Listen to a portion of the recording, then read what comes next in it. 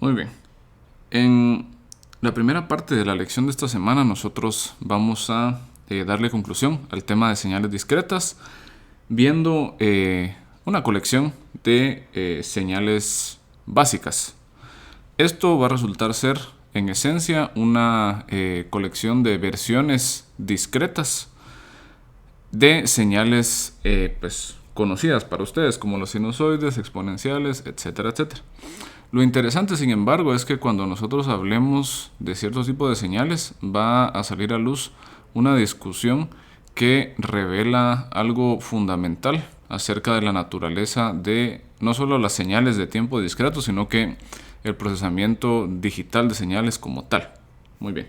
Entonces, vamos a empezar con señales discretas básicas. Vamos a empezar con la señal tal vez más sencilla, que le vamos a llamar el impulso unitario. Muy bien. El impulso unitario nos dice que también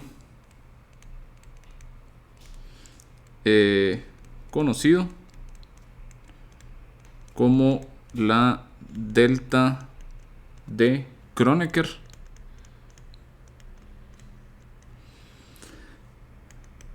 se define como, ¿verdad? Y vamos a utilizar nosotros el símbolo delta de n y vamos a decir que es una señal que toma un valor de 1 si n es igual a 0 y 0 en caso contrario.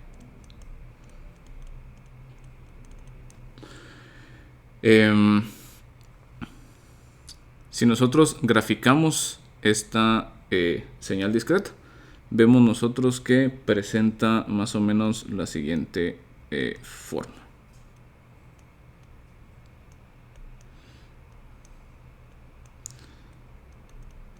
Vamos a desfasar, vamos a colocar el valor de 0 pues por acá, solo para que quede bien claro cómo es que, cuál es la forma de esta señal.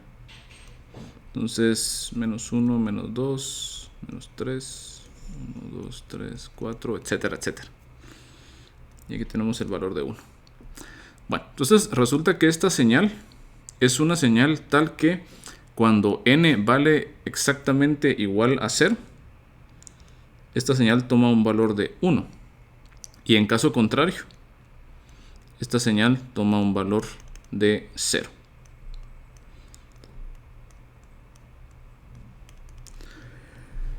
Si ustedes se dan cuenta, esta señal es en esencia la versión discreta de lo que conocían ustedes como la delta de Dirac o el impulso o la señal de impulso, ¿verdad? Impulso unitario en tiempo continuo, ¿verdad? Entonces no es coincidencia que recibe el nombre de delta, ¿verdad? En este caso delta de Kronecker, porque es una función es una señal que se parece bastante a la delta de Dirac. Vamos a ver en muchos casos que cumple con un rol equivalente al delta de Dirac, solo que en tiempo discreto. Lo que es interesante de este impulso unitario es que, a diferencia de la delta de Dirac, que ustedes recuerdan era una función que no era función, porque se definía utilizando un límite y se decía, bueno, es una función que en un tiempo, en un intervalo de tiempo muy pequeño toma un valor muy alto. Entonces, como que matemáticamente costaba manipular esa señal porque realmente no era una función pues como tal. Resulta que todas esas ambigüedades se pierden para el impulso unitario, porque en tiempo discreto, ¿verdad? Porque aquí sí tenemos nosotros permitido que una señal cambie bruscamente de valor, ahí sí que de instante de tiempo a otro instante de tiempo por la naturaleza discreta del tiempo. Ya no hay problemas de continuidad. Entonces, en este caso, toda la ambigüedad que tiene la delta de Dirac no la tiene la delta de Kronecker o el impulso unitario, ¿verdad? Bueno, podemos nosotros desfasar este impulso unitario para encontrar nosotros el impulso unitario desfasado. Esto es importante recalcarlo porque nos va a estar sirviendo bastante, ¿verdad? Entonces tenemos nosotros aquí que el impulso unitario desfasado, el impulso unitario desfasado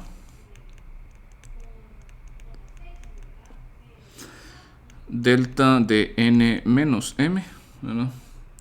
Es 1 en n igual a m y 0 en todos los demás valores de n.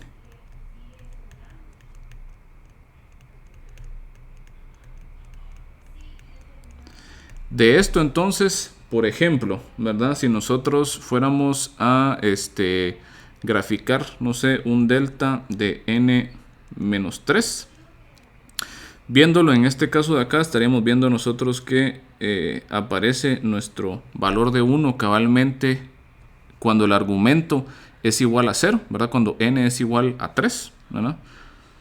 Y todos los demás valores pues son iguales a 0.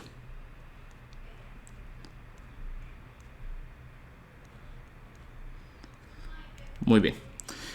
De esta observación vamos a ver nosotros que se deriva una propiedad importante del impulso unitario que se conoce como la propiedad de muestreo, ¿no? Entonces nos dice a nosotros la propiedad de muestreo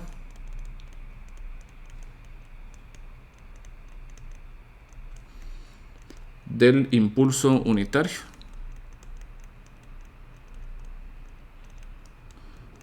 establece que si yo agarro una señal cualquiera y la multiplico por un impulso unitario, pues en general desfasado, esta multiplicación va a ser equivalente a que yo solamente tome el valor de la señal con la que estoy multiplicando, solo tome el valor evaluado o solo tome el valor de la señal evaluada en m y que lo multiplique el impulso unitario. Esto lo que nos dice a nosotros es de que el impulso unitario tiene la capacidad de muestrear o seleccionar algún valor en específico de nuestras señales discretas. Y les voy a colocar un ejemplo de una manera bastante rápida. Entonces, digamos que tenemos una señal pues arbitraria x de n. Y aquí abajo tenemos nosotros el impulso unitario delta de n. ¿No? Definido para los mismos tiempos. Aquí está el valor de 1. Perfecto. Bueno, entonces tenemos nuestra señal arbitraria. Veamos tal vez algo de esta forma.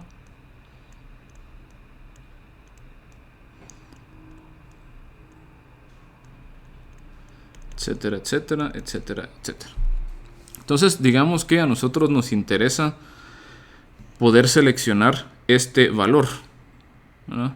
El valor cuando n es igual a 3, ¿verdad? Muy bien.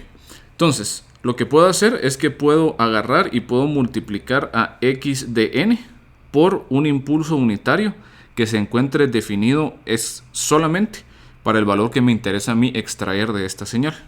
Entonces, en este caso, digamos, yo estaría buscando que este impulso unitario esté definido en 3.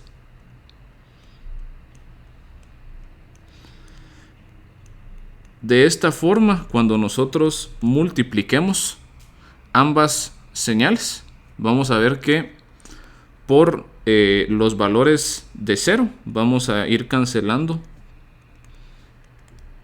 los valores de la señal, ¿verdad?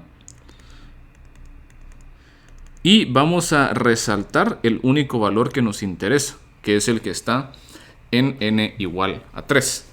Entonces lo que nos dice esto es que como nosotros estamos eliminando toda la demás información de la señal, no hace falta que nosotros la dejemos guardada, si la quieren ver ustedes así. En lugar de tener guardada toda nuestra señal x de n, vamos a decir, bueno, al momento de multiplicarla por el impulso unitario, solamente estoy utilizando la data de la señal evaluada en la casilla en donde el impulso unitario es distinto de 0. Entonces esto va a ser equivalente. Quiere decir que en este caso es equivalente que yo escriba pues x de n por delta de n menos 3. Perdón, esta es delta n menos 3. A que escribamos nosotros x de 3 delta de n menos 3. Parece una propiedad bastante sencilla, si lo quieren ver ustedes así, o bastante evidente, pero va a resultar ser clave y fundamental para nosotros más adelante, ¿verdad? Inclusive nos va a ayudar a nosotros esta observación para poder básicamente separar el efecto que van a tener cuando empezamos a platicar acerca de sistemas, el efecto que van a tener nuestros sistemas, pero muestra por muestra. Entonces, recuerden esta propiedad porque va a ser bastante importante más adelante. Muy bien. Vamos a pasar a otra señal discreta, pues especial, si lo queremos ver nosotros, o básica. Y esta se va a llamar el escalón unitario.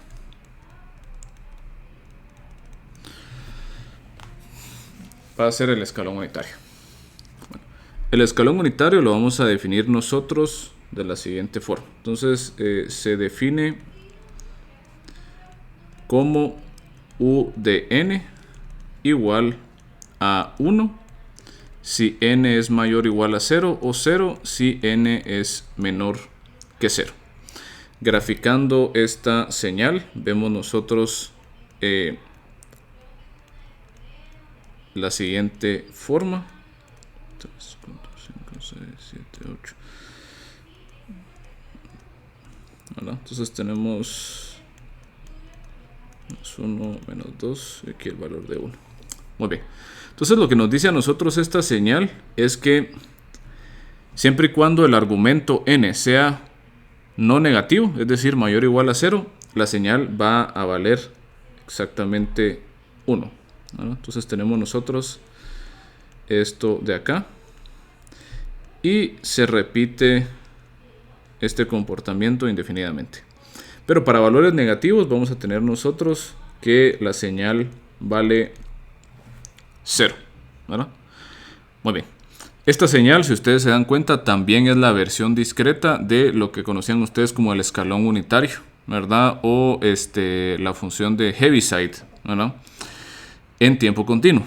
La única diferencia, ¿verdad? O la gran diferencia es igual que para el caso con la delta de Kronecker, con el impulso unitario, donde veíamos nosotros que el estar en tiempo discreto nos quitaba los problemas de continuidad. Aquí pasa exactamente lo mismo. Como ya no se da un cambio brusco entre el valor de 0 y el valor de 1, ya no tenemos nosotros el problema de continuidad, porque se permite poder hacer cambios bruscos entre valores en caso de señales discretas. Entonces, igual, ¿verdad? Toda la ambigüedad, digámoslo así, que tenía esta función se elimina al momento de trabajarla en tiempo discreto. Obviamente, ¿verdad? Esta, si nosotros la desfasamos, por ejemplo, si hacemos u de n menos m, lo que vamos a estar haciendo es que el escalón va a estar empezando en donde el argumento sea igual a 0. Para ponerles un ejemplo, ¿verdad? Si nosotros tenemos u de n menos 3, estaríamos nosotros graficando lo que está en verde, ¿verdad? Que empieza de esta manera, ¿verdad? Y todos los valores que están atrás de él van a ser 0, ¿verdad? Entonces de esa manera nosotros también vamos viendo cómo se va corriendo pues el escalón unitario. Tenemos nosotros que el escalón unitario nos puede apoyar. Si ustedes se dan cuenta, por definición el escalón unitario es como que la señal causal más sencilla que existe, ¿verdad? Es el ejemplo perfecto de una señal causal. Entonces resulta que podemos multiplicar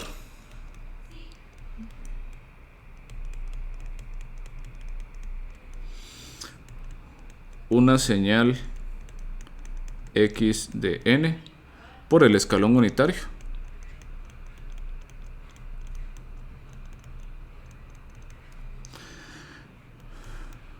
para volverla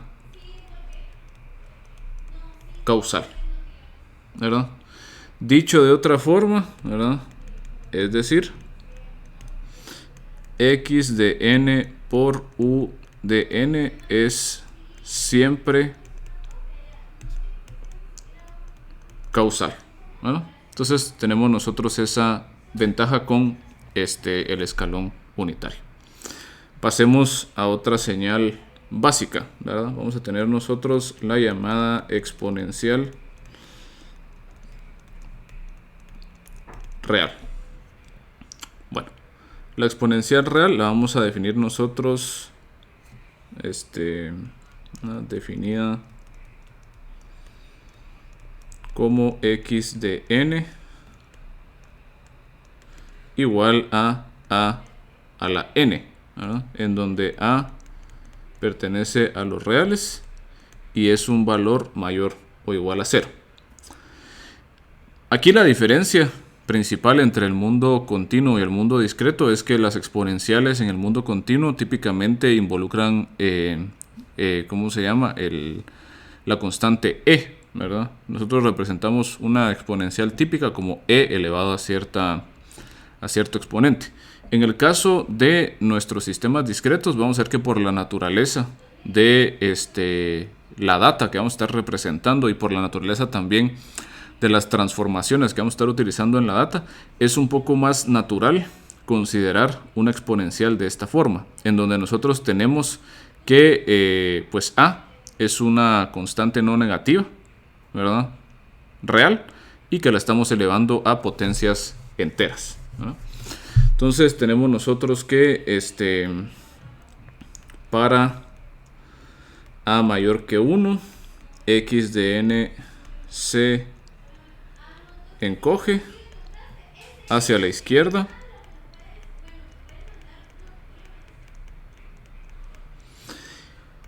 y se expande hacia la derecha. Entonces, para ponerles un ejemplo en particular, tendríamos nosotros no sé, x de n igual a 2 a la n. Entonces empezamos 4 y vamos a colocar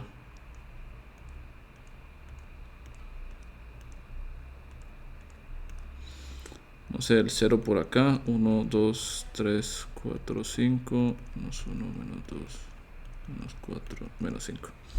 Muy bien, entonces al graficar esto nos damos cuenta que precisamente como a es mayor que 1, entonces x de n se encoge hacia la izquierda. Quiere decir de que si nosotros empezamos con el valor de 2 a la 0 es 1, entonces esto se empieza a encoger hacia la izquierda, etcétera, etcétera, y empieza a expandirse hacia la derecha, etcétera, etcétera, ¿no? Muy bien. Y el otro caso es para a entre 0 y 1, x de n se encoge hacia la derecha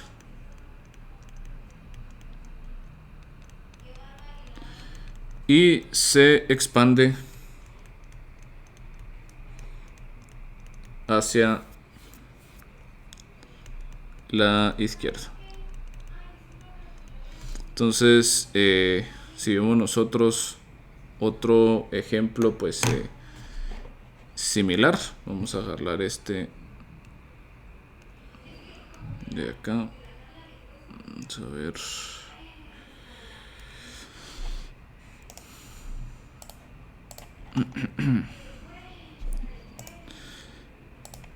Y solo que ahora vamos a utilizar nosotros un exponente entre 0 y 1. Entonces en lugar de 2 vamos a utilizar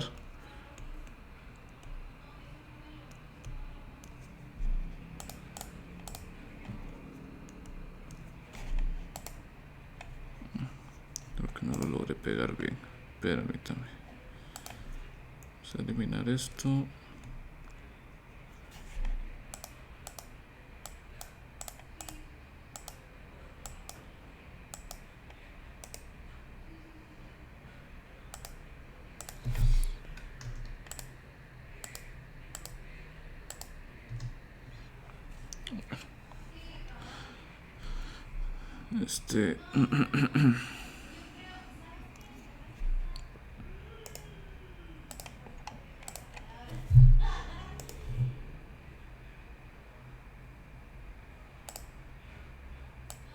Estamos, disculpen.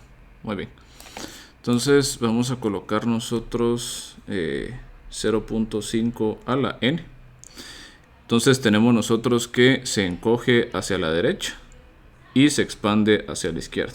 Entonces vamos a ver el siguiente comportamiento. Se encoge hacia la derecha, entonces tenemos nosotros que 0.5 a la n es igual a 1 medio a la n. Entonces tendríamos 1, luego 1 medio, 1 cuarto, etcétera, etcétera. Y para acá se empieza a expandir, ¿verdad? Tanto que es el caso opuesto de lo que tenemos nosotros aquí arriba, ¿verdad? Muy bien.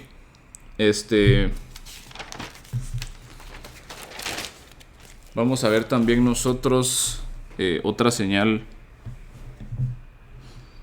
básica que corresponde a los sinusoides. Entonces, sinusoides reales. Y para los sinusoides reales podemos nosotros ver los siguientes dos casos. Podemos representarlo ya sea utilizando el coseno, a coseno de omega por n más phi, o bien utilizando seno, a por el seno omega n más phi. Bueno, tenemos nosotros pues lo que típicamente esperaríamos. Omega es la frecuencia y phi es la fase. En este caso la frecuencia está dada en radianes por muestra y la fase está dada simplemente en radianes. Como les mencionaba anteriormente cuando hablábamos del shift, ¿verdad? El time shift. El time shift se daba en muestras. Ahorita no se va a entender o no se va a ver muy claro por qué se usa esa palabra de muestras, ¿verdad? Pero esa es la razón. Piensen ustedes que estas muestras es el equivalente a lo que usáramos en segundos en el mundo pues continuo, ¿verdad? Y aquí tenemos nosotros pues la amplitud. Bueno, algunos ejemplos de sinusoides, ¿verdad? Por ejemplo, podemos ver nosotros lo que sería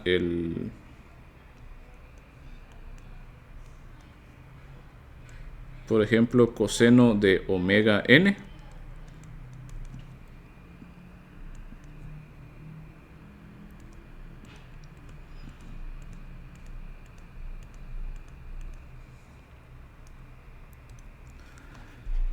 Y el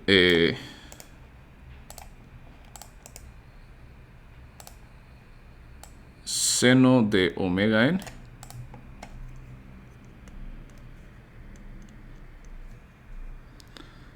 Y pues van a tomar la forma que nosotros pues como que esperaríamos, ¿verdad? Mi valor por acá.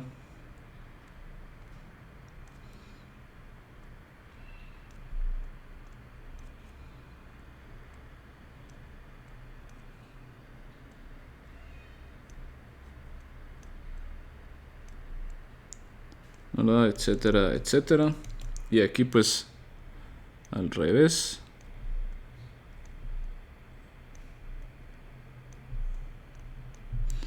Para ponerles un ejemplo pues en particular. Etcétera, etcétera. Bueno, sin embargo, a pesar de esto, vamos a empezar a darnos cuenta que si seguimos graficando sinusoides, unos empiezan a presentar unas formas un poco extrañas, ¿no? Empiezan a presentar formas extrañas. Entonces les quiero mostrar algunos ejemplos de estos como que sinusoides extraños, ¿verdad? Y esto va a ser importante porque nos vamos a empezar a dar cuenta que hay ciertas como peculiaridades acerca de los sinusoides en tiempo discreto, ¿verdad? Entonces vamos a agarrar voy a colocar 3 ejemplos, ¿verdad? Algunas formas extrañas que pueden presentar los sinusoides. Vamos a colocar, vamos a poner un poco más arriba. Bueno, está un poco más arriba. Este primero va a ser un coseno de 0 por n. Este va a ser un seno de pi cuartos de n más 2 pi sextos, por ejemplo. Y esto va a ser un coseno de pi por n. Entonces, vamos a ver nosotros cómo se ven estos. Aquí tenemos 1 menos 1. Tenemos 1 menos 1.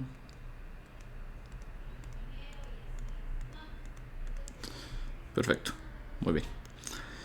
Este coseno de 0n, si ustedes, ¿verdad? Pues multiplican coseno de 0 por cualquier valor entero, vamos a tener nosotros pues siempre coseno de 0. Esto lo que va a causar entonces es que este sinusoide tenga una forma constante. Bueno, esto tiene un poco de sentido porque coincide un poco con lo que nosotros sabemos de sinusoides continuos, ¿verdad? Que si la frecuencia es 0, entonces nuestro sinusoide es realmente una constante. Bueno, en este caso de acá, por ejemplo, vamos a tener nosotros que este sinusoide agarra la siguiente forma. Entonces esto por acá, esto acá, esto acá, por acá, algo así. Entonces aquí nos podemos dar cuenta o podemos empezar a ver de que la forma está como que un poco deforme de ese sinusoide, según lo que nosotros estaríamos esperando, ¿verdad? Y este último es todavía más extraño porque nos presenta a nosotros este sinusoide saltos bruscos entre dos valores en particular. Entonces, en estos ejemplos nos podemos dar cuenta nosotros que hay algo extraño con los sinusoides o con la forma en que podemos ver nosotros a los sinusoides, pero en tiempo discreto. Y donde se va a hacer más evidente estas como que rarezas, si lo quieren ver así, de los sinusoides, es cuando nosotros hablemos del caso más general de sinusoides. Entonces, este caso más general de los sinusoides corresponde a lo que va a ser las señales sinusoidales complejas. ¿No? La sinusoidal compleja. La sinusoidal compleja tenemos nosotros que es la generalización. ¿No? Es la generalización de los sinusoides y se define de la siguiente manera. Esta les debería ser a ustedes pues familiar en todo este asunto del análisis de Fourier, porque esta sinusoidal compleja es simplemente agarrar e a la j por omega n más phi. Utilizando la fórmula de Euler, podemos nosotros expandir esto en un número complejo, que nos dice a nosotros que en la parte real es el coseno de omega n más phi más j por el seno de omega n más phi. Si nos damos cuenta, pues claramente tanto este coseno como este seno son sinusoides reales. Entonces, si había cierta rareza, si lo quieren ver así, cierto comportamiento extraño en los sinusoides reales, obviamente este comportamiento también se va a ver presente en los sinusoides complejos, ¿verdad? Esto démonos cuenta que este es nuestro primer ejemplo de una señal compleja. porque es una señal que tiene tanto parte real como parte imaginaria. Y ambas partes real e imaginaria corresponden a sinusoides reales. Entonces, resulta que estos, como les digo, o al tener nosotros este tipo de sinusoides, los sinusoides complejos, vamos a ver que se presentan ciertas cosas extrañas, ¿verdad? Y solo las podemos describir como eso, ¿verdad? Son comportamientos extraños que para nosotros que venimos desde una perspectiva continua en el tiempo van a parecer antinaturales, ¿verdad? O sea, no hay como que mucha intuición, si lo quieren ver ustedes así, al respecto. Es decir, nosotros los vemos y decimos, bueno, esto no tiene sentido con lo que nosotros esperaríamos que fuera un sinusoide. Muy bien. Entonces vamos a colocar precisamente que los sinusoides discretos son extraños, ¿no? Ya que presentan propiedades contraintuitivas con respecto a los sinusoides continuos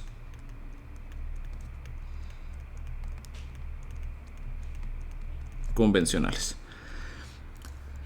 Muy bien.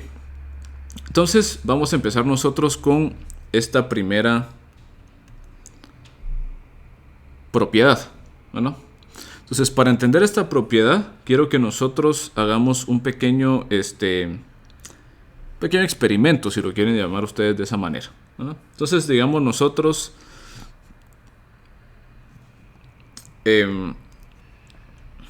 lo siguiente. Entonces, pues recordemos un poco a los sinusoides continuos. Sinusoides continuos.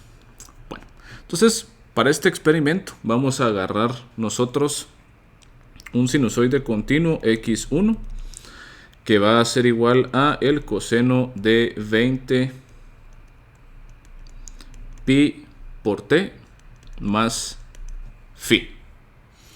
Y vamos a colocarlo versus un sinusoide que está dado por coseno de 20 pi por t, perdón, que es 20 pi más 2 pi por t más phi. Bueno, claramente esto de acá, si lo sumamos, nos queda a nosotros 22 pi. Y la pregunta es, ¿qué sinusoide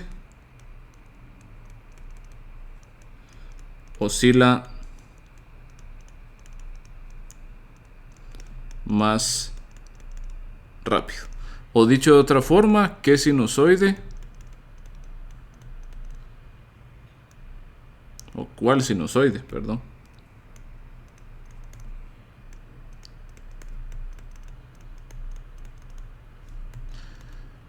tiene la mayor frecuencia? Muy bien. Entonces, pues, ¿qué hacemos, va? Bueno, si lo queremos ver de una forma un poco más intuitiva, podemos darnos cuenta, pues, que digamos el sinusoide, pues, x1 tiene frecuencia omega 1 y este sinusoide x2 tiene frecuencia omega 2. Entonces, omega 1 va a ser igual a 20 pi, que esto es equivalente a un valor de 10 Hz, ¿verdad? Si lo dividimos dentro de 2 pi. Omega 2, por su lado, 22 pi, por lo tanto, este es un valor de 11 Hz. Obviamente, 11 Hz es mayor que 10 Hz, entonces la que tiene frecuencia mayor o la que oscila más rápido es claramente, pues, x2. Bueno, entonces, de plano, o sea, esto es lo que nosotros esperamos que ocurra.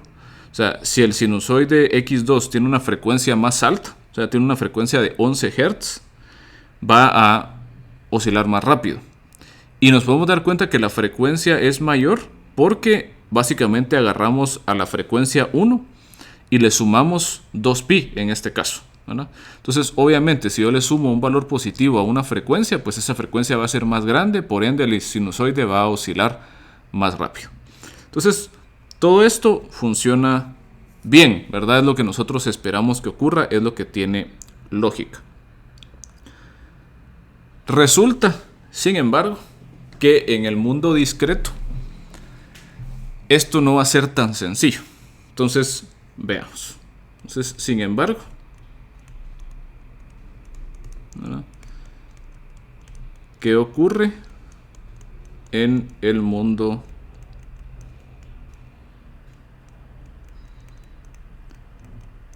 discreto?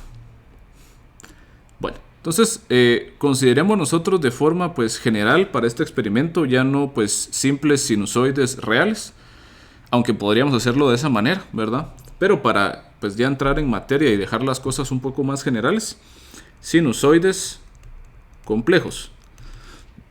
Entonces x1 tenemos nosotros que va a ser e a la j omega n más phi, y lo vamos a poner versus x2 que va a ser e a la j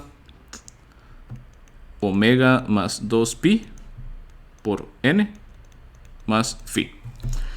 Nos damos cuenta que tenemos el mismo caso, ¿verdad?, que teníamos anteriormente, en donde pues x1 tiene frecuencia omega y x2 tiene ahora una frecuencia de omega n omega más 2pi, ¿verdad? Entonces, si nos preguntamos cuál sinusoide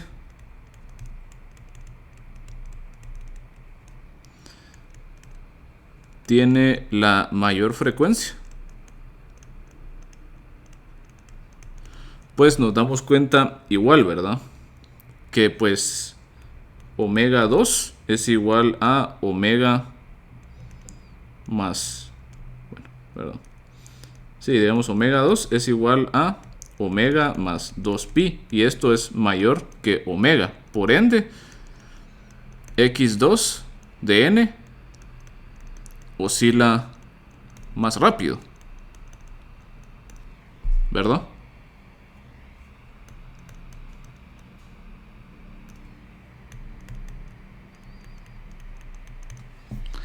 Eso es lo que nosotros esperaríamos, pero nos vamos a dar cuenta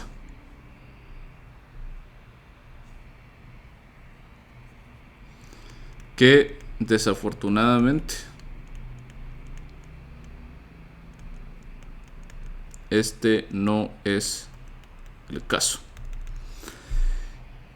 Y veamos entonces por qué.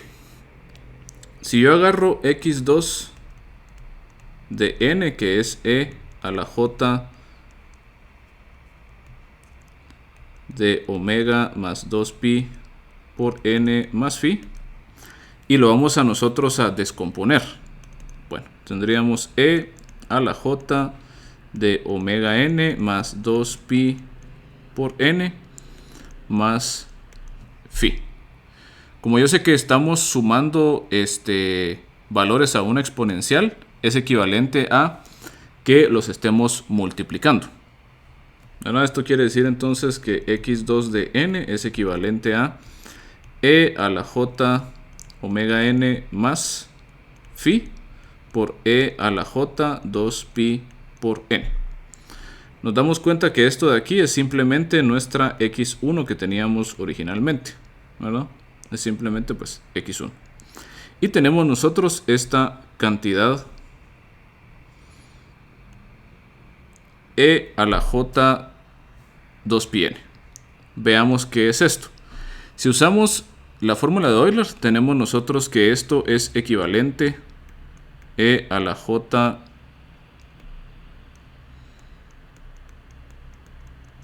pi por n es igual a el coseno de 2pi por n más j por el seno de 2pi por n. Recordemos nosotros que n es un argumento entero. Por lo tanto, tenemos nosotros que, por ejemplo, si sacamos el seno de cualquier múltiplo entero de 2pi, siempre va a ser un valor de 0. ¿Verdad? O sea, tenemos seno de 0, 0, seno de 2pi, 0, seno de 4pi, seno de 6pi, etcétera, etcétera. Siempre nos queda a nosotros que esta cantidad es 0. ¿Y qué pasa entonces con el coseno? Pues me quedaría coseno de 0, 1. Coseno de 2pi, 1. Coseno de 4pi, 1. Coseno de menos 2pi, 1. O sea, tenemos nosotros que todos los múltiplos enteros de 2pi adentro del coseno nos dan a nosotros un valor de 1. Por lo tanto, esta expresión de acá es igual a 1 y llegamos nosotros a la conclusión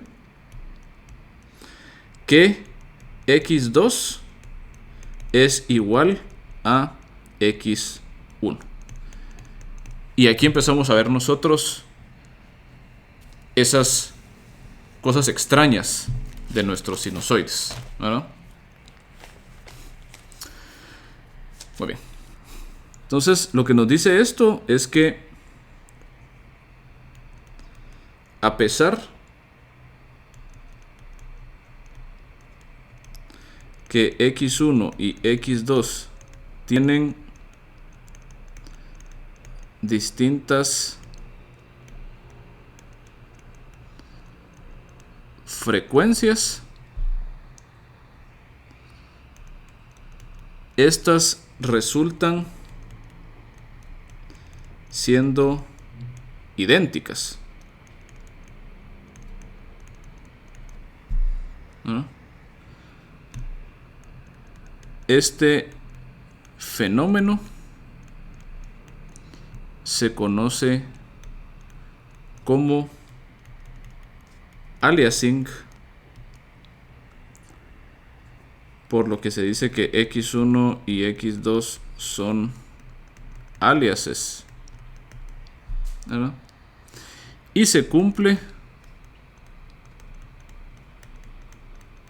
para cualquier múltiplo entero de 2pi. Esto quiere decir, ¿verdad?, que si nosotros tenemos una señal x1 que es precisamente e a la j omega n más phi, vamos a ver que una señal x2 que sea básicamente e a la j omega más 2pi por n más phi va a ser igual a x1 de n para cualquier valor de n que sea entero. Y entonces, ¿verdad?, todas estas señales que en teoría tienen frecuencias más altas que x1 resultan siendo exactamente iguales a x1. Quiere decir, ¿verdad?, que si yo grafico estas señales, son exactamente iguales. O sea, si yo regreso, por ejemplo, a donde teníamos las gráficas, ¿verdad?, de nuestros sinusoides. Entonces, por ejemplo, si yo agarro aquí coseno de pi por n y yo le sumo a la frecuencia 2pi, la gráfica va a resultar ser exactamente igual. Entonces, a pesar de que el coseno de 3pi por n tiene una frecuencia más grande que el coseno de pi por n, las gráficas son idénticas. Entonces, realmente son la misma señal. Por lo tanto, se conocen como aliases, ¿verdad? O sea, coseno de 3pi n es un alias de coseno de pi por n. Esto lo que nos quiere decir a nosotros es de que se da un proceso como de repetición de nuestros sinusoides. Es decir, no podemos tener nosotros sinusoides de arbitrarias frecuencias, sino que luego de cierto punto, ¿verdad?, se empiezan a repetir estas frecuencias. Este fenómeno se conoce cabalmente como aliasing, ¿verdad? Y esta va a ser una palabra muy importante para nosotros. Es más, le quiero enmarcar, ¿verdad?, en rojo para que vean ustedes lo importante de esta propiedad, porque resulta que es una propiedad inherente del mundo digital. Por la forma en que nosotros estamos representando a nuestros datos, ¿verdad? Resulta que existe cierto límite en qué tan grande puede ser la frecuencia, ¿verdad? O sea, luego de cierto punto nuestras frecuencias se van a empezar a repetir. O sea, vamos a empezar a encontrar nosotros aliases de frecuencias que ya teníamos anteriormente, ¿no? Y esto, como les digo, es básicamente consecuencia de la forma en que nosotros estamos representando la información en el mundo digital. O sea, hay cierta, ¿qué les diría yo? Perdemos nosotros fineza en qué tantas frecuencias podemos tener nosotros a disposición, ¿verdad?, cuando nosotros estamos en el mundo digital, porque se pierde cierta información, ¿verdad? Vamos a ver nosotros que al final de cuentas el mundo digital va a estar aproximando al mundo real. Entonces esa aproximación va a causar, o una de esas consecuencias es precisamente este efecto, ¿verdad? Como que se empieza a ver que la frecuencia se empieza a repetir. Y creo que la forma más fácil de ver esto, porque digamos es una noción, como les digo, que cuesta entender porque es bastante contraintuitiva. O sea, no se supone que las cosas funcionen de esa manera, sino que pues así funcionan y nosotros tenemos que lidiar con ese hecho. Pero cuesta visualizar y entender esto, porque ahorita pues matemáticamente sí entendemos qué es lo que está pasando. Pero es importante tener una intuición de que esto sí tiene sentido con lo que realmente ocurre en el mundo real. Entonces les quiero mostrar algunos videos que ilustran este comportamiento. Bueno, en el primero les quiero mostrar, es el video de un pájaro. Entonces quiero que ustedes se fijen bien qué pasa cuando el pájaro pasa enfrente de la cámara. Bueno, repitamos el videito. ¿Qué ocurre cuando el pájaro está moviéndose en la cámara? Si se dan cuenta, pareciera que está flotando, ¿verdad?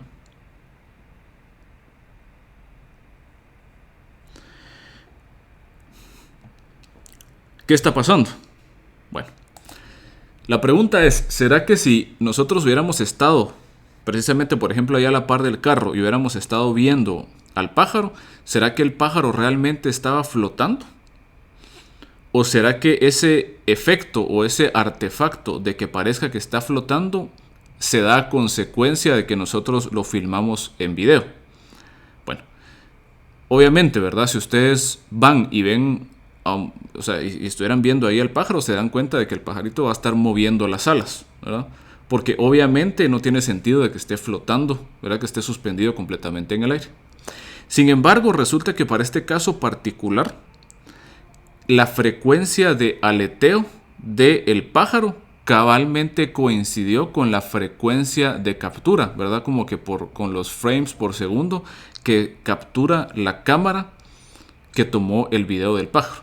Entonces, ¿qué es lo que va a estar pasando? Bueno, resulta que en este caso particular, la frecuencia de aleteo del pájaro es un alias de la frecuencia de cero. Entonces, en el mundo digital, o sea, por la forma en que nosotros estamos capturando la información, resulta que en el mundo digital es equivalente si el pájaro está aleteando a su frecuencia de aleteo, digamos que era una frecuencia de, no sé, 60 aleteos por minuto.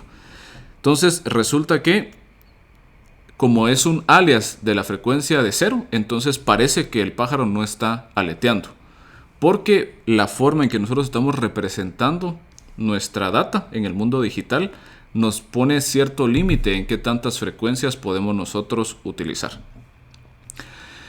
¿Qué pasaría? ¿Qué podríamos hacer nosotros para resolver esta situación? Pues podríamos conseguir una cámara que tenga una captura, una tasa de captura de más frames por segundo.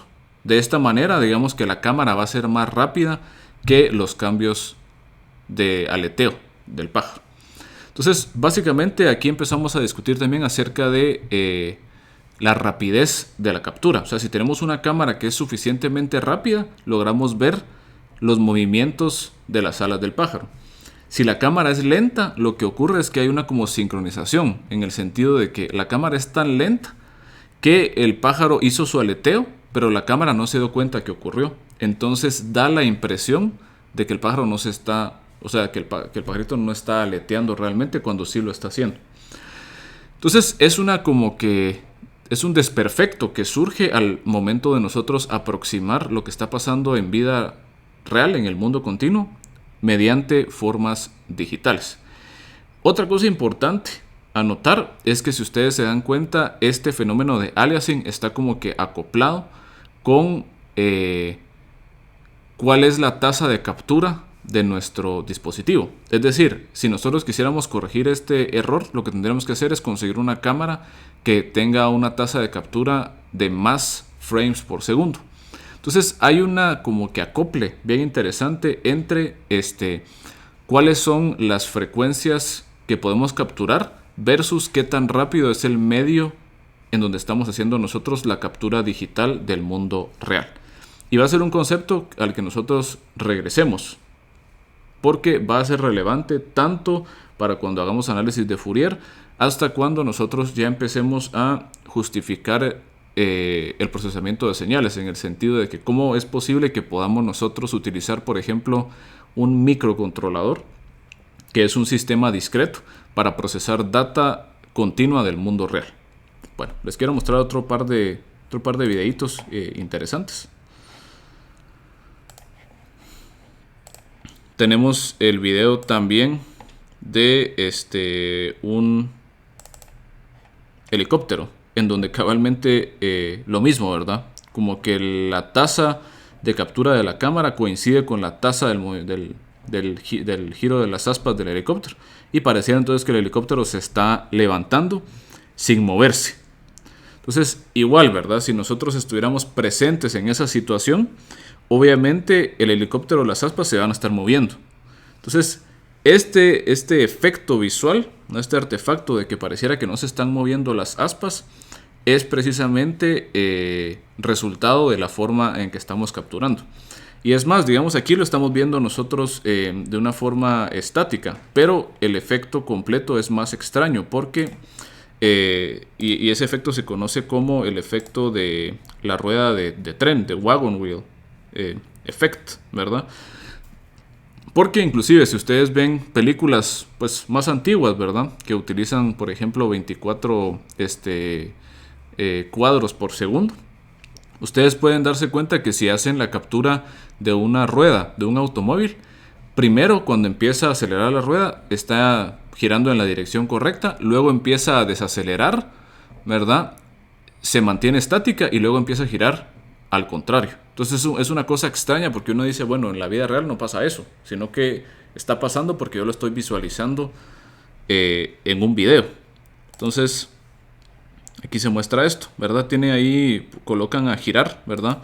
Una rueda que tiene bastantes muescas. Y la idea es que ustedes vayan viendo cómo es que por el video se empiezan a ver los efectos, ¿verdad? Va a frenar, vienen el disco del centro, ¿verdad? Vean ustedes el disco del centro. Se empieza a mover normal, luego desacelera, frena y empieza a dar vueltas en la otra dirección. Entonces, esto si ustedes lo estuvieran haciendo pues en vida real, ustedes no ven este efecto visual, no ven ustedes esta como que ilusión óptica, ¿verdad?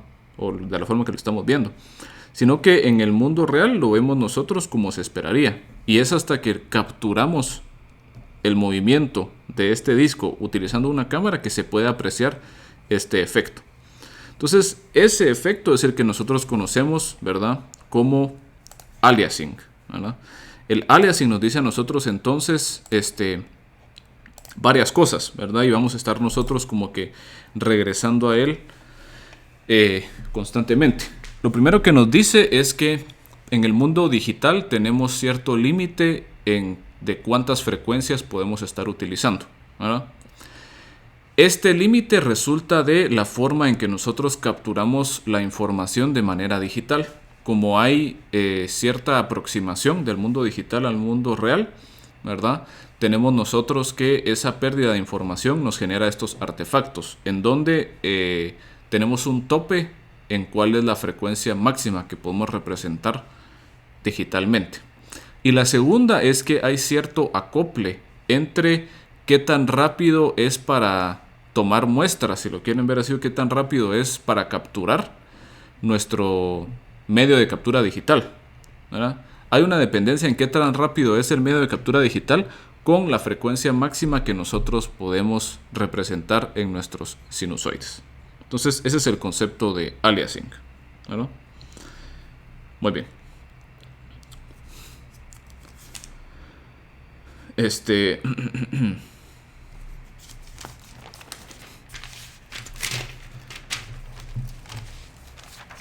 Perfecto. Vamos a ver entonces la segunda propiedad extraña de nuestros sinusoides. Esta, dependiendo de cómo lo quieran ver ustedes, puede ser que sea igual de mala o hasta peor, ¿verdad?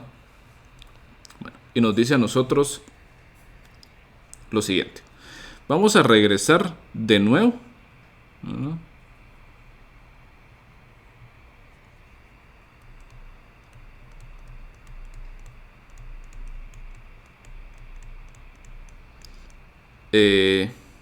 A los sinusoides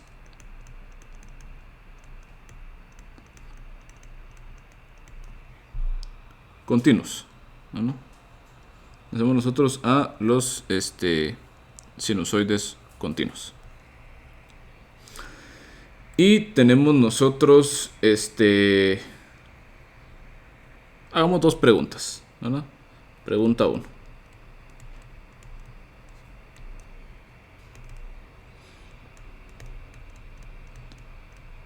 Podemos encontrar un sinusoide que no sea periódico.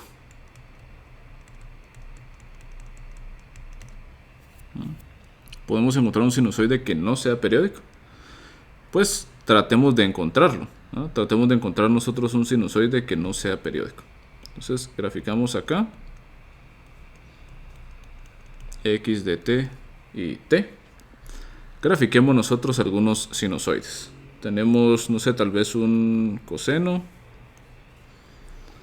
No sé, tal vez tenemos ahora un seno. Tenemos algo tal vez así.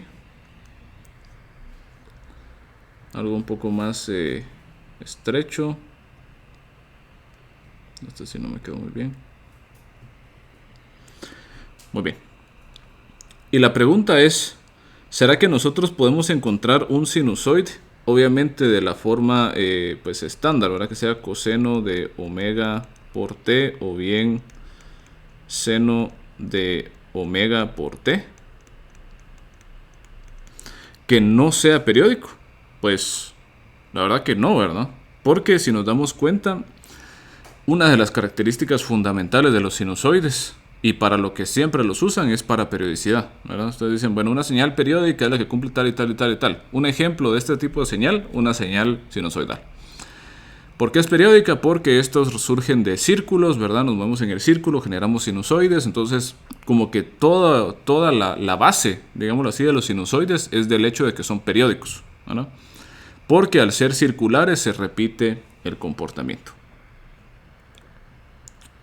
Pregunta número 2.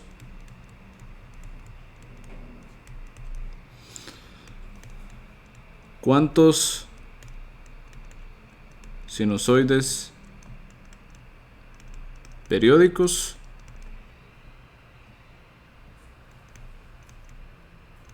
podemos dibujar dentro de un intervalo de tiempo dado? Bueno, ¿a qué me refiero con esto? Si agarramos nosotros igual, ¿verdad? X de t y n. Y yo les pido, entre este intervalo de tiempo, grafiquen todos los sinusoides que puedan graficar. Entonces, bueno, periódicos, ¿verdad? Grafico esto. No sé, vengo, grafico algo así. Grafico algo tal vez un poco más estrecho, qué sé yo. Graficamos algo todavía más pegado. Algo tal vez no tan pegado. ¿Ah? Y si ustedes se dan cuenta, podemos graficar nosotros, o la solución aquí es... Bueno, resolvamos, ¿verdad? ¿Se puede graficar un sinusoide que no sea periódico? No se puede.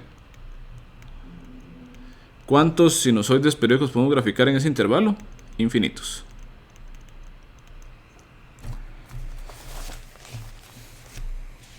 Bueno, entonces aquí todo está funcionando bien, ¿verdad? O sea, estamos viendo en el mundo intuitivo de los sinusoides. Pero como el caso anterior, ¿verdad? Y como pues sería de esperarse, los sinusoides discretos van a venir a romper con estas intuiciones que tenemos nosotros acerca de los sinusoides continuos. Entonces, como era de esperarse,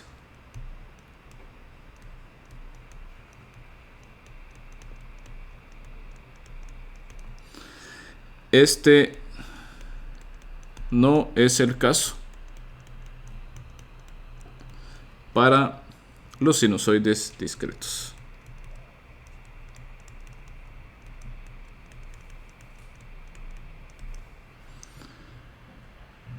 Sorprendentemente,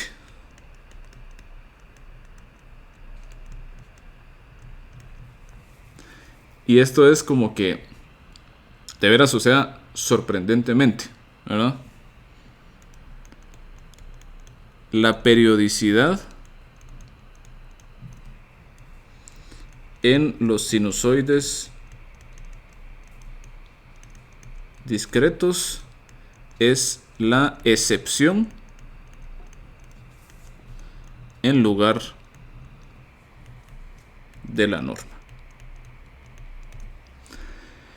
Esto es una cosa bien extraña, porque resulta que ahí sí que el estandarte de las señales periódicas, ¿verdad? Los sinusoides en tiempo discreto ya no aplica.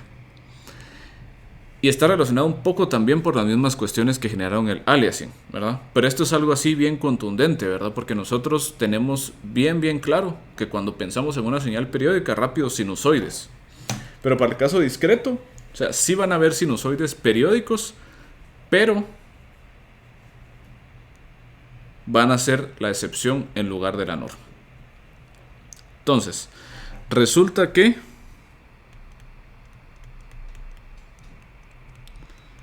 los únicos sinusoides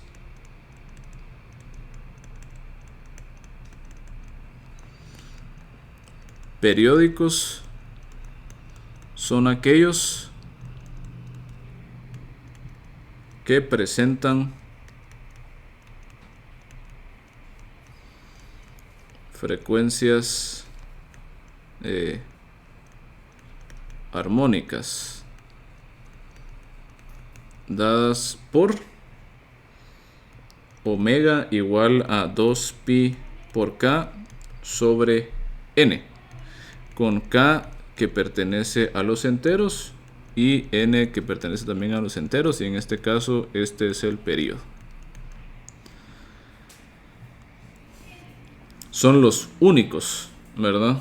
O sea, son los únicos sinusoides que presentan, ¿cómo se llama?, periodicidad. Esto lo podemos probar de una manera bastante sencilla, ¿verdad? Solo para que ustedes vean que sí es cierto. Si yo pues coloco que la condición de periodicidad tiene que ser de que x de n tiene que ser igual a x de n más n.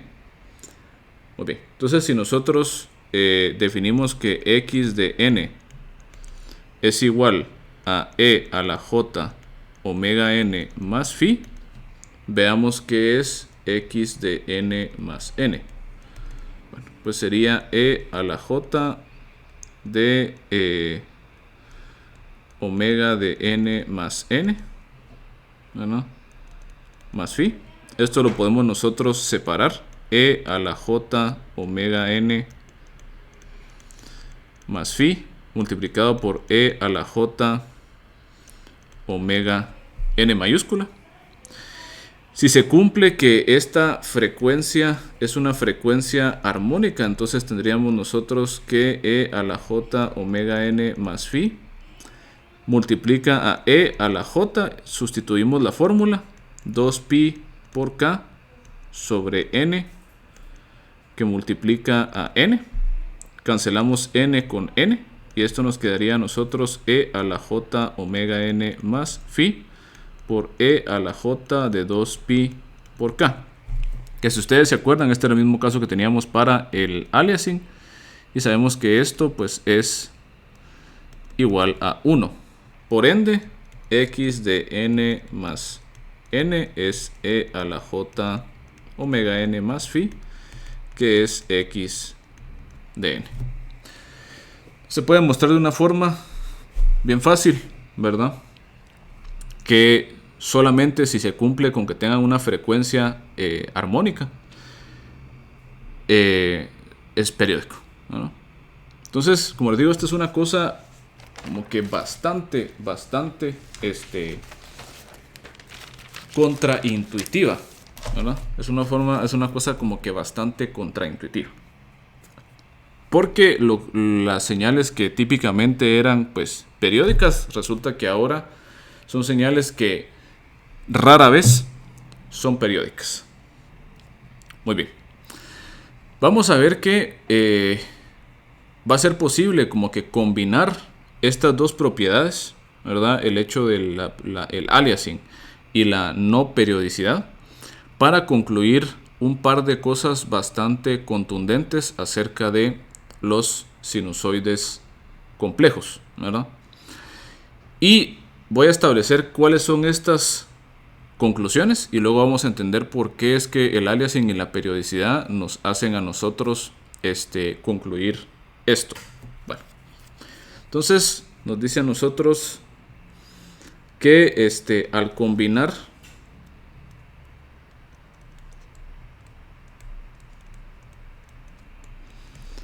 estas dos propiedades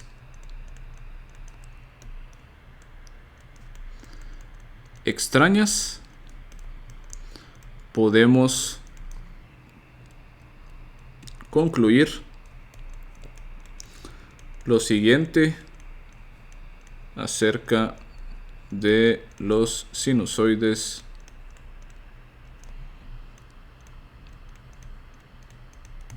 complejos. Bueno, primero, en general, ¿verdad? Los sinusoides discretos no son periódicos. 2. Solo los sinusoides periódicos solo los sinusoides armónicos son periódicos. Y finalmente, nos dice a nosotros que existe una cantidad limitada de frecuencias en el mundo discreto.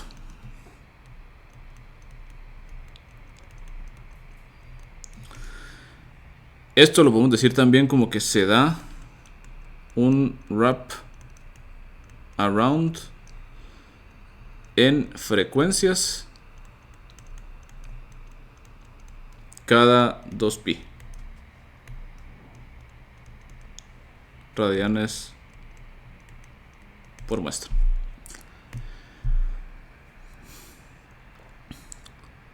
Colocando todo esto junto,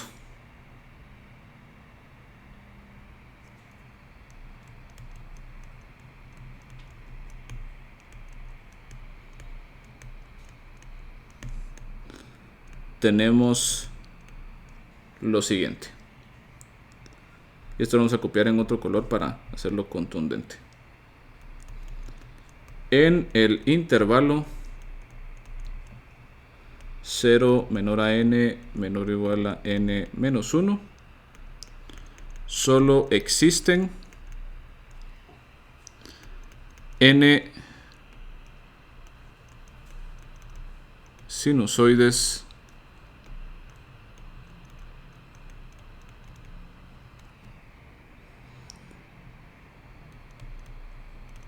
periódicos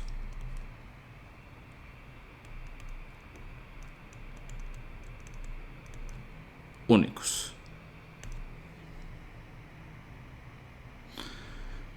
Muy bien. Entonces, esto se los voy a colocar, digamos, de una forma un poco más visual para que nosotros lo entendamos. Bueno, vamos agarrando cada condición pues por separado. Primero, ¿verdad? El aliasing nos dice a nosotros que existe una cantidad limitada de frecuencias en el mundo discreto. Y nos dice a nosotros que se da un wraparound en frecuencias cada 2pi radianes por muestra. Este wraparound lo que nos dice es de que nosotros, a pesar que aumentamos la frecuencia, llegamos a el mismo lugar que estábamos antes, ¿verdad? Tenemos un fenómeno de aliasing. Quiere decir que si yo agarro una frecuencia omega 1 y le sumo 2pi, termino de nuevo en omega 1. Les pregunto, ¿qué otro objeto que usamos comúnmente presenta ese comportamiento? Los ángulos. Si ustedes se acuerdan, nosotros tenemos, por ejemplo, que para los ángulos, si yo represento, ¿verdad?, a los ángulos en un círculo, me voy a dar cuenta que, pues, si yo aquí empiezo en 0, aquí tenemos pi, ¿qué pasa cuando yo llego a 2pi? Pues 2pi obviamente es mayor a 0. Es decir, 360 grados es mayor que 0 grados. Sin embargo, eso es solamente en una cantidad pues numérica, porque representan a el mismo ángulo. O sea, es equivalente que yo diga 0 y 360 grados porque sus funciones trigonométricas me regresan los mismos valores.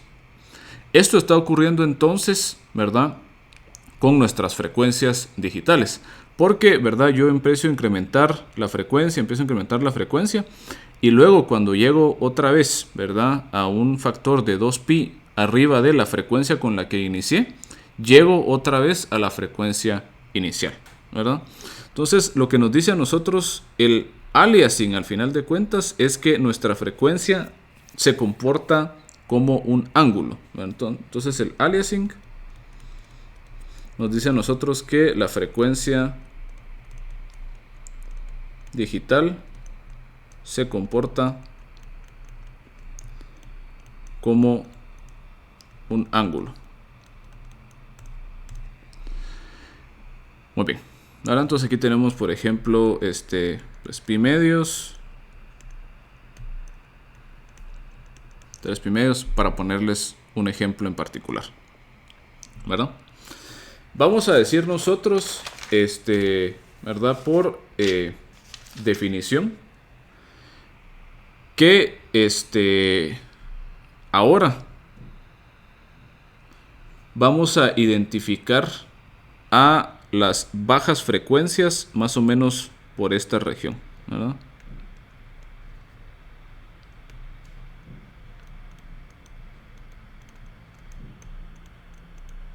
Mientras que las frecuencias altas van a estar pues por aquí.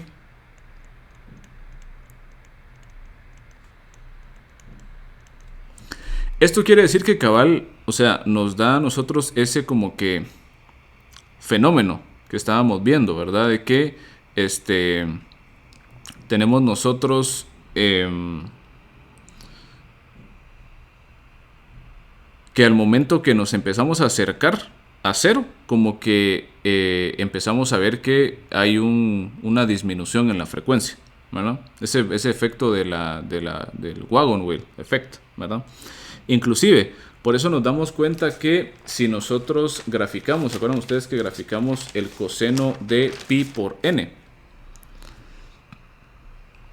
Y aquí lo podemos visualizar muy fácil. Coseno de 0 por n es una baja frecuencia. Quiere decir que casi no cambia. En este caso es la señal de la menor frecuencia posible porque se queda constante. No hay ningún cambio. Si nos vamos ahora al caso de coseno de pi por n, nos vamos a dar cuenta que es una señal que cambia instantáneamente de más 1, menos 1, más 1, menos 1, más 1, menos 1, más 1, menos 1.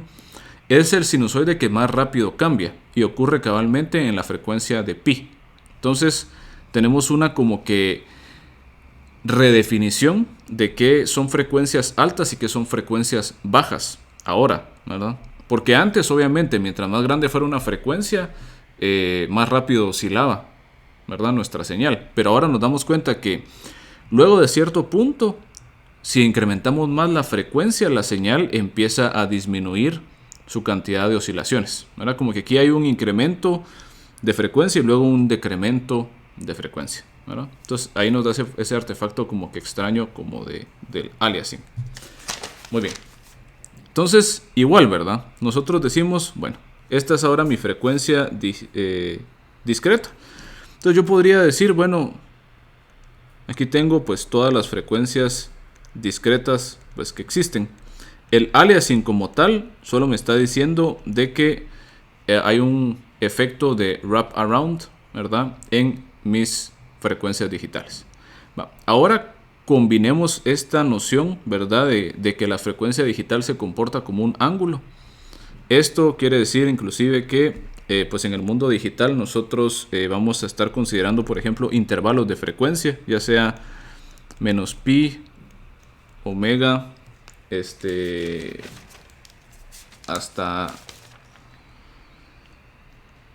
aquí, menos pi hasta pi, o inclusive digamos otro que puede ser común es 0, omega, menos 2pi, ¿no? O sea, todas las frecuencias digitales van a vivir en esos rangos por el fenómeno del aliasing, ¿verdad?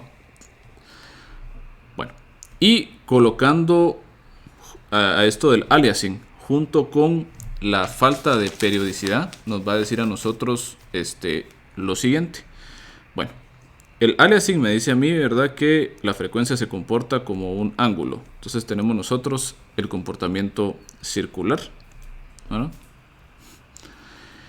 Bueno, y resulta que la falta de periodicidad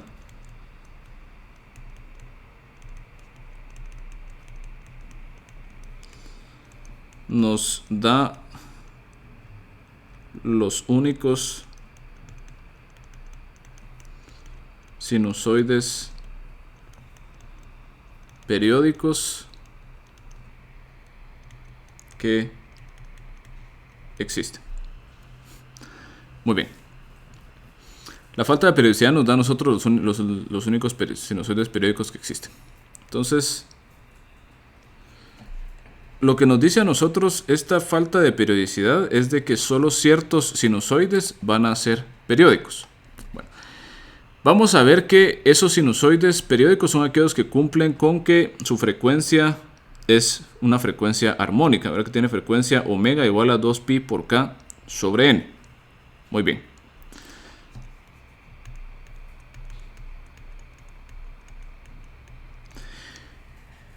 Pero recordamos de aliasing, ¿verdad?, que la frecuencia tiene un efecto de wrap around.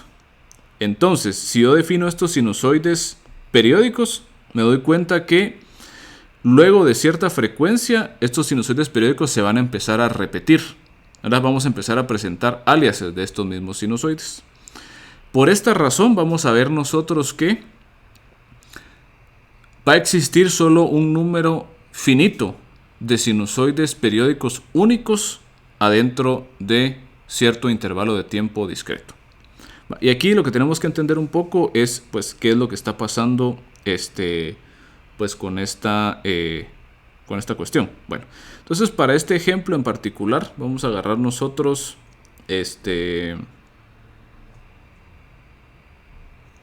quiero borrar esto de aquí y acá. Entonces nuestro círculo de frecuencias. Vamos a decir en este ejemplo que n es igual a 5. ¿verdad? Quiere decir entonces que mi intervalo de definición de la señal está dado entre 0 menor o igual a n menor o igual a 5 menos 1, que sería 4. ¿Verdad? Entonces yo tengo definido el intervalo de tiempo que va desde 0, 1, 2, 3 y 4. ¿Verdad? 0, 1, 2, 3 y 4. Entonces, ¿cuántos sinusoides periódicos puedo graficar en este intervalo? Lo que me dice la combinación del aliasing con la falta de periodicidad es que me dice, puede usted graficar 5 sinusoides únicos periódicos en este intervalo. O sea, es un número finito de sinusoides periódicos únicos que podemos graficar en este intervalo, a diferencia de lo que veíamos para el caso en tiempo continuo, donde en un intervalo de tiempo podemos graficar infinitos sinusoides periódicos. Resulta que en el caso discreto podemos graficar solamente un número finito de sinusoides periódicos. Va. ¿Cuáles van a ser las frecuencias de esos sinusoides periódicos? Bueno, pues van a ser frecuencias armónicas, ¿verdad? En este caso van a ser frecuencias dadas por omega igual a 2pi por k sobre 5. K resulta que va a ser una variable entera que va a ir variando desde 0 hasta n menos 1. Quiere decir entonces que nosotros tenemos 5 frecuencias armónicas en este intervalo de tiempo. ¿Cuáles son esas 5 frecuencias armónicas? Pues tenemos nosotros omega de 0, que estaría siendo pues básicamente 2pi por 0 sobre 5. 0, ¿verdad? Omega 1, 2pi sobre 5. Omega 2, 4pi sobre 5. Omega 3, ¿verdad? Sería 6pi sobre 5. Y tendríamos finalmente omega 4, 8pi sobre 5. Entonces tenemos solamente estas frecuencias armónicas. Si ustedes se dan cuenta, yo me estoy moviendo, o sea, lo que estoy haciendo al hacer 2pi dividido 5, ¿verdad? Si yo tomo solo esta parte de acá, es que estoy partiendo en 5 el círculo de frecuencia digital. Es decir, yo lo que estoy diciendo aquí es, bueno, voy a colocar 5 divisiones. Entonces sería aquí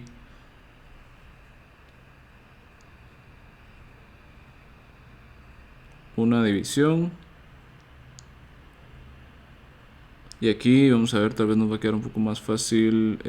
Vamos a ver, omega 0, omega 1, 2, 3, 4. Ahí estamos.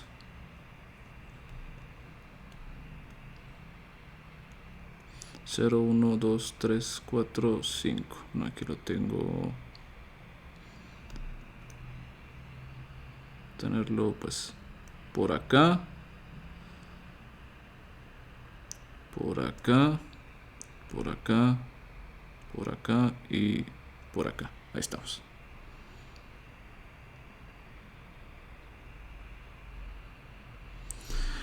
Muy bien. Entonces lo que estamos haciendo nosotros es que estamos como que separando nuestra frecuencia. Aquí está un poco pues no exactamente como deberíamos de estarlo partiendo. Digamos que ahí estamos casi que por aquí. Ahí estamos. Estamos partiendo nosotros nuestra frecuencia en 5 pedazos, ¿verdad? 1, 2, 3, 4, 5 pedazos. Y cada uno de estos puntos en donde nosotros estamos separando nuestros círculos de frecuencia corresponde a las frecuencias armónicas periódicas. Entonces este sería omega 0, omega 1, omega 2, omega 3, omega 4. Nos damos cuenta que son únicas, ¿verdad? Porque cuando yo paso, bueno, primero de omega 0 a omega 1, después omega 2, omega 3, omega 4, cuando paso a omega 5, estaría yo calculando 2pi por 5 dividido 5. Eso me quedaría a mí que la frecuencia es 2pi, pero 2pi es 0. Entonces vuelvo a regresar al inicio. Cuando tengo omega 6, ¿verdad? Tendría yo pues 12pi sobre 5. Pero yo ahí puedo darme cuenta, ¿verdad? Que eso es simplemente agarrar otra vez el caso de 2pi, ¿verdad? Sobre 5. Y caigo otra vez a la frecuencia de omega 1. Entonces, lo que estamos viendo nosotros aquí es que las frecuencias se empiezan a repetir de nuevo, ¿verdad? Pasamos de omega 0, omega 1, omega 2, omega 3, omega 4. Luego para omega 5 caemos otra vez en omega 0. Luego en omega 6, en omega 1. Y así nos vamos moviendo en este círculo. Entonces, lo que estamos haciendo aquí es que en esencia estamos partiendo nosotros, o sea, si yo considero un periodo de n igual a 5, en n igual a 5 tenemos nosotros el intervalo de tiempo desde 0 hasta 4. En ese intervalo desde 0 hasta 4, yo puedo representar entonces 5 sinusoides periódicos únicos, con frecuencias tal que van a partir el círculo de frecuencia digital, en este caso en n unidades, en 5 unidades, y cada una de esas muescas corresponde a la frecuencia armónica de los únicos sinusoides periódicos que existen en ese intervalo de frecuencia. Si yo quiero más sinusoides periódicos, ¿qué tengo que hacer? Tengo que aumentar el valor de n, ¿verdad? Si yo tengo ahora n igual a 10, pues implica entonces que yo puedo seccionar al círculo de frecuencias en más piezas y por lo tanto tengo más sinusoides periódicos. Es más, yo les voy a presentar un pequeño script que ya está subido, ¿verdad? En Canvas, en donde ustedes pueden visualizar, se llama Complex Sinusoids. Ustedes pueden visualizar cuáles son los sinusoides periódicos que existen en cierto intervalo, ¿verdad? Si yo tengo aquí n igual a 5, cabalmente mi intervalo es de 0 hasta n menos 1. Y puedo verificar qué es lo que sale. Y pues para este caso particular me aparece a mí que estos son los únicos sinusoides. Hablando de sinusoides, son pares, ¿verdad? Esta es la parte real, parte imaginaria. Entonces estos son los únicos sinusoides complejos, periódicos únicos que existen para ese intervalo. Y nos damos cuenta que son sinusoides que ni siquiera tienen la forma típica de un sinusoide, ¿verdad? Sino que todo hacia arriba, todo constante en 0. Luego tenemos que habíamos visto que era arriba, perdón, bueno, aquí no apareció, pero hay uno que es arriba, abajo, arriba, abajo, arriba, abajo. Por ejemplo, ¿qué pasa si nosotros cambiamos esto y lo ponemos ahora en 10? Vamos a ver que ahora van a ser pues 10 sinusoides los que nos aparecen, ¿verdad? Y aquí, por ejemplo, tenemos que ver el ejemplo que yo les decía, que hay uno que es simplemente, vamos a ver, arriba, abajo, arriba, abajo, arriba, abajo, arriba, abajo, arriba, abajo, ¿verdad? Que en este caso es el sinusoide cuando k es igual a 5. Cuando k es igual a 5 tendríamos nosotros 2pi por k sobre n. K es igual a 5 y n es igual a 10, ¿verdad? Entonces nos quedaría a nosotros básicamente e a la j por pi n. Entonces es el coseno de pi por n, que es precisamente este comportamiento de menos 1 a la n, ¿verdad? Entonces este script es interesante, vamos a usarlo también más adelante pues para hacer otras cosas, pero es interesante porque nos muestra a nosotros, ¿verdad? Cuáles son los sinusoides periódicos que existen, ¿verdad? Cuáles son todos los sinusoides periódicos que existen en cierto intervalo de tiempo. Muy bien. Entonces, como les comentaba, realmente pues en esta primera parte de la lección pues lo que queríamos hacer era pues primero terminar con todo esto de las señales discretas, presentando algunas señales discretas básicas que vamos a estar utilizando. Por ejemplo, el impulso unitario va a ser importante, el descargo unitario también. Pero más importante aún fue que nosotros pudimos, al empezar a estudiar un poco a profundidad, ¿verdad?, el caso de los sinusoides complejos discretos o los sinusoides complejos en general, nos empezamos a dar cuenta de que presentan comportamientos extraños, ¿verdad? Háblese de aliasing y pérdida o falta de periodicidad. Eso, al final de cuentas, al combinarlo, lo que nos dice a nosotros es que la frecuencia discreta se comporta como un ángulo, es decir, que hay un efecto de wrap around cada 2pi, es decir, tenemos un número pues limitado de frecuencias, o digamos hay una cota superior e inferior en frecuencia de cosas que van a ser únicas, digámoslo así, porque después se empieza a repetir. Y luego nos dimos cuenta que los sinusoides periódicos existen solo si, o los sinusoides periódicos que existen son aquellos que tienen frecuencias armónicas. Y esas frecuencias armónicas resulta que dependiendo del periodo que nosotros seleccionemos, ese valor de n, nos dice a nosotros cuántos sinusoides periódicos únicos existen en cierto intervalo de tiempo. Si yo quiero más sinusoides periódicos únicos, tengo que considerar intervalos de tiempo pues más grandes.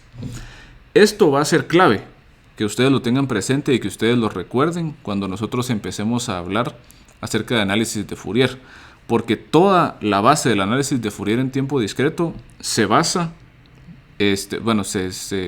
como que se justifica, digámoslo así, con base en estas observaciones de aliasing y falta de periodicidad.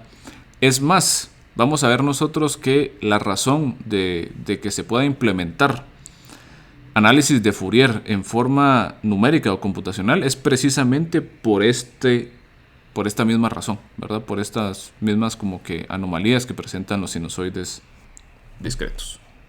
Muy bien.